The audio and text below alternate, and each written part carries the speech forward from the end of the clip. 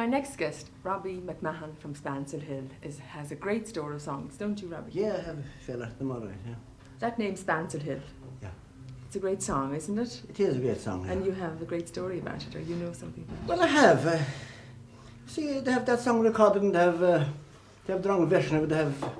They have words here and there, like they have Johnny in a name that shouldn't be in it at all. Mike that should be there because there was a man by the name of Michael Considine that wrote the song, and he was from Spancil Hill. And there's another line there to Ned the farmer's daughter. That should be Mack the ranger's daughter, because she was a daughter of the ranger Mack, who lived out at the end of the Boreen. And indeed, if you were ever in Spancil Hill and come into Considine, the home of the men that wrote the song, and go down the Boreen, the back of the house, and see the apple tree over the well, as the song says. It's like an old crab tree now, and growing down along the ground. Make you lonesome to see it and to know about the song. But do you want me to sing Spancil Hill? Oh, I'd love you to sing. Well, if I sing it, except I break down it, I'll give you the right version of Spancil Hill. Is that fair enough?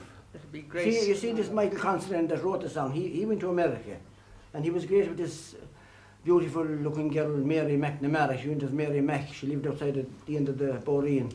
And he was great with her, and they were poor at the time, and he went to America to make some money and maybe to bring her out to America, that they'd get married.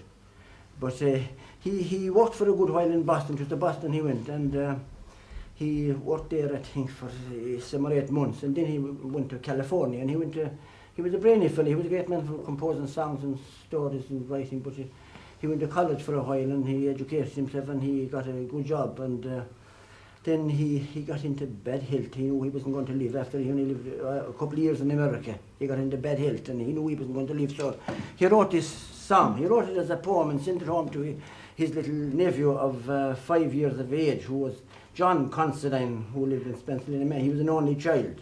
I knew John Considine well. So it was he got the song. When the little lad got big, they preserved the song. And away you go then, Robbie. right. Last night as I lay dreaming of the pleasant days gone by, my mind been bent on rambling and to errands I let it fly. I stepped on board the Vision, I sailed out with a will, and I quickly came to anchor at my home in Spansel Hill. Enchanted with the novelty, delighted with the scenes, wherein my early childhood I oftentimes have been. I thought I heard a murmur, I think I hear it still. 'Tis that little stream of water at the cross of Spansel Hill. And to amuse my fancy, I lay upon the ground, where all my school companions in crowds assemble round. Some have grown to manhood, while more their graves did fill. Oh, I thought we were all young again at the cross of Spansel Hill. It been on a Sabbath morning, I thought I heard a bell. O'er hills and valleys sounded in notes that seemed to tell that Father Dan was coming his duty to fulfill at the parish church of Clooney, just 1 mile from Spansel Hill. And when the sermon ended, we all knelt down in prayer, in hopes for to be ready to climb the golden stairs.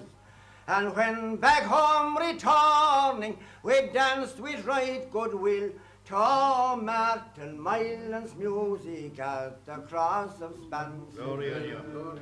It been on the 23rd of June, the day we for the fair. Sure, and sons and daughters, they all assembled there. The young, the old, the stout and the bold came there to sport and kill. What a curious combination at the fair of Spansel Hill. I went into my old home, as every stone can tell. The old Boreen was just the same, and the apple tree over the well. I missed my sister Ellen, my brothers Pals and Bill, and I only met strange faces at my home in Spancil Hill. I called to see the neighbours to hear what they might say.